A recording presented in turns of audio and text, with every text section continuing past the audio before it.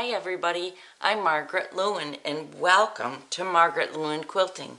Today we're going to be working on block 14, which is Along Comes Mary. I'm really excited about this one. I love the way it looks laid out. So how I'm going to put this together is I'm going to first concentrate on my center. So I'll sew these two, and then these four. Then I'm going to start working on my outside by sewing these together into groups, make a row, and then add the next row. I think that's how I'm going to do it. I'm not 100% certain about the outside. A couple of things about this pattern. The first thing is everything that I cut on this, I increased it by 1/4 of an inch. So these were 10.5 inch cuts, these were 4.5 inch cuts. So keep that in mind. I know we have to square every single one of these up. So I did increase them by 1/4 of an inch to give myself a little bit more extra room in order to square it up. You are going to have leftovers of all four of these blocks, and you are going to have leftovers of these. Now on the pattern it said to make 16 triangles, and on the pattern it said to make them out of one fabric, which was this one. I was supposed to do all of them out of this. I didn't want to do that, so I changed it. And I did the sides out of the darker and then the ends out of the lighter. I like the looks of that. To me, that kind of mimics the pattern a little bit. Let me turn it so that the correct sides are facing the correct way. So as you can see, that kind of mimics it. There was something about having all of it with just this lighter pink around that I didn't like it. So I changed it. I thought, well, I can change it. That's okay. So I did. So the first thing I'm going to do is I'm going to put these together. Then I'll come back and show you how I pressed them and how I squared these up. Then I'm going to start working on the outside stuff. So I'll see you once I've gotten my center pieces on both my pink and my John's quilt. And for those of you who don't know, the black and gray quilt is for melanoma. I'm doing the black and gray one for my son-in-law John, and it is for awareness of melanoma. He does have melanoma, and that's why I'm making two quilts. I figure Cancer Awareness Month, I can do a little bit more than normal, and I feel it's for a very good cause. So that's why it's black and gray, is for melanoma, which is black. So I'm going to go get these. According to our directions, we're going to square this up to 9.5 inches. So I'm going to get my 12.5 inch Creative Grids ruler, and it's just like we've squared up any other quarter square triangles. The only difference is it's a little bit bigger. Well, actually, it's a lot bigger. So I'm going to take, I've got 9.5. 9.5 divided by 2 is 4 3/4. So I'm going to take my ruler till I'm at 4 3/4 inches using my 45-degree line on my piece, lining it right up to where that sewn line is. Take that right down to 4 3/4 inches. I've got 9.5 all the way around, so I'm good there. I'm going to place my hand on my ruler, and I'm going to come up and trim and across and trim. Alright. Now I'm going to just rotate it around, and I'm going to do the exact same thing again. Except for this time, I'm going to also put my 9.5 inch mark, which, let me move this up a little bit more. I'm also using the 9.5 inch mark on my Creative Grids ruler right here. Line that up the bottom corner. Then I'm going to line up my 45 degrees all the way across. Make sure I'm at 4.5, 9.5, and 9.5, and trim again. So it's that simple to get this first part of the block all done. So I'm going to do the black, and then I'm going to talk to you a little bit about how we're going to be putting our triangles together, because I do want you to see that. So let's get to 4 3/4. 2, 3, 4, 1, 2. Yep. And I've got my 45-degree line going. So we're going to trim and trim again. Clean that all up, rotate it. And now I'm going to use my 9.5, 9.5, 9.5. Make sure my 45-degree is all the way around, or from one corner to the next, and just trim that off. So that concludes the 2 center blocks. So I've got those all done. Now I got reading the directions on how they want us to go about putting together these triangles. So I want you to be careful when you're sewing these together, because you are sewing all of these on the bias. So it means that you really have a chance of stretching it. What you're going to want to do is you're going to want to let your machine do the work. We're going to start working on the outer part of block 14, this part. Now, one of the things to consider when you're doing this part of the block is the fact that we are dealing 100% with the bias. It is all of this, the way it was cut, is the bias. So we need to be really careful of it. One of the reasons why you put the bias in here is so that the straight of grain, I don't know if you can hear this, but that is the straight of grain, is on the outside of the block, because what that does is it stabilizes that block a lot. Otherwise, the outside of the block could get wavy. So what happens with this is we've got to be really careful. So what I did to produce these borders is I starched my fabric really well. Once I had starched it, I pressed it. Then I starched it again. So what I'm talking about is all these little blocks. Starch them right up again and starch them good and heavily. And when I did that, then I left them for the night to dry so that they would be extremely heavily starched. That was the first thing I did to ensure some type of success with this block.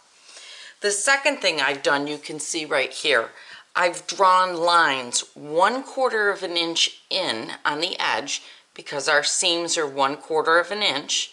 All right, and remember, if you're doing a real scant quarter, you want to do it a scant 1/4 inch of drawing your line. The reason I did that is because we need to attach these blocks and these blocks in a manner that we're only going to be working with the bias.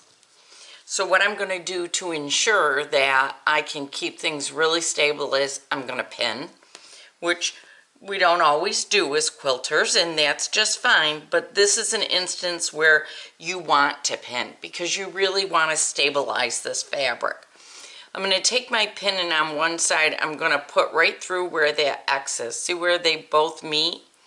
And then I'm going to turn my fabric over with my pin sticking up, and I'm going to move my pin so once again I'm at the X on this side. And there I am. Now I'm going to take these two pieces and I'm going to do the same thing at the other end. And anything I need to do to make an adjustment, I will do. Once I've done that, the next thing I'm going to do is I'm going to take this over to my sewing machine and I'm going to sew this together. I will fix my pins. I need to get that to lay flat. I will fix my pins so that they are flat, and I will not take them out when sewing until I have gotten right to that point. All right? I'm going to do that on all of these to create the 2 rows, and these 2 rows go right here and right here. I've got the other ones up here to work on once I get these done. Once I get these put together and I press them, I'm going to come over and show you what they look like. I have attached one so that you can see what it looks like. And I'm going to flip it over. And this is something that's completely different from what I normally do with sewing, especially when it comes to seams. what you do when you sew is you sew from, oh, I already pressed it. Probably shouldn't have pressed it first. When you sew these so that they're put together and you can put them together into a row, is you start stitching at the X and you stop stitching at the X. So I stitch very slowly starting here. I stitch down, and then when I get to this point, I back stitch. Go ahead and cut my thread. And you can see right here, look, this is the proof of what I'm doing. Because I've back stitched, I'm not worried about it. But see that little flap, it's free. Because it's free and it's not being held down by stitches, I can maneuver this the way I need it to be, so that when I add this to the next block, I can stitch right over this and that will lock it together. All right, and as you make it, you're going to understand what it is that I'm talking about. When I go to add the next seam, you're going to be stitching right over that X like this, so that's going to lock it all in together.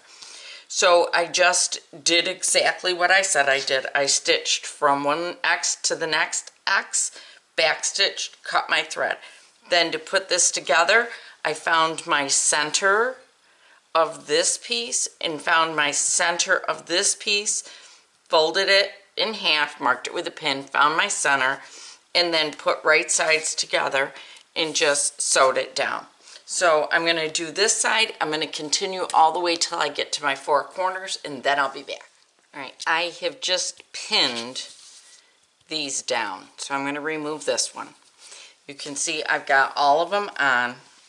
I guess I'll remove all of them for you.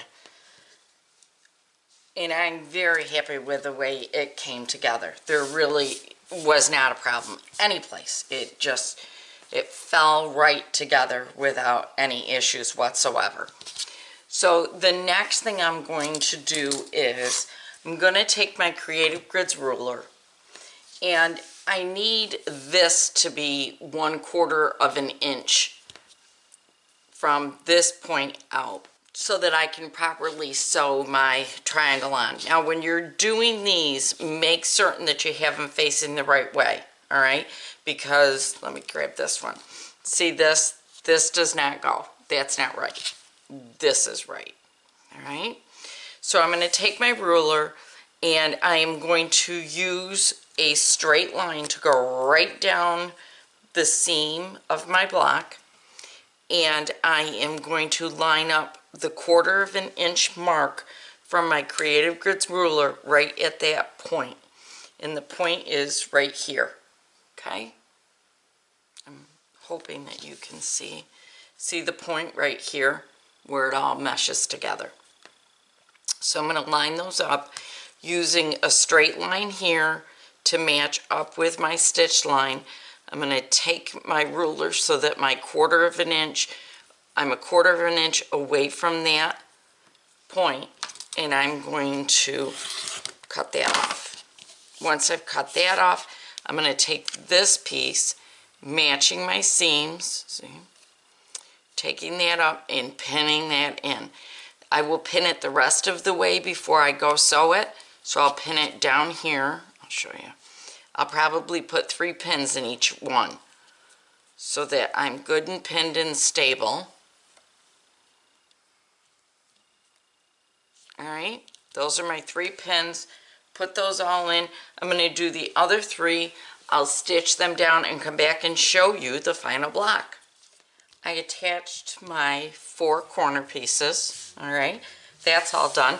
I'm really pleased. There's the back side, so you can see seams for the most part were pressed open, but there is there's crossovers on the back, and I'll look at it and try to figure out another way to do that for a future block. But for this block, I really feel as though I went through a lot of different trials with it. I made certain that I was content with the way the block looked, and now I finally am. I'm happy with the front of it. I'm happy with the back of it. I just am so much more pleased with the way this block came out. So here is the conclusion of block number 14. Here are both of my blocks so that you can see both of them. And I am just so relieved at how they came out. I think they really worked out well. I must sew a really wide 1/4 inch seam. So for me to increase the size of these triangles by that 1/8 of an inch was worthwhile. I'm still good and flat. I'm still nice and square without any issues whatsoever. So I wanted to share that with you today and to thank you so much for joining me for this block. So I will see you again tomorrow for block number 25. Thank you so much for being here. If you haven't already, please do consider subscribing to my channel. And if you are not part of our Facebook group, please do consider joining that. It is under the name Margaret Lewin Quilting. I'll see you tomorrow for block number 15. Thank you, everyone.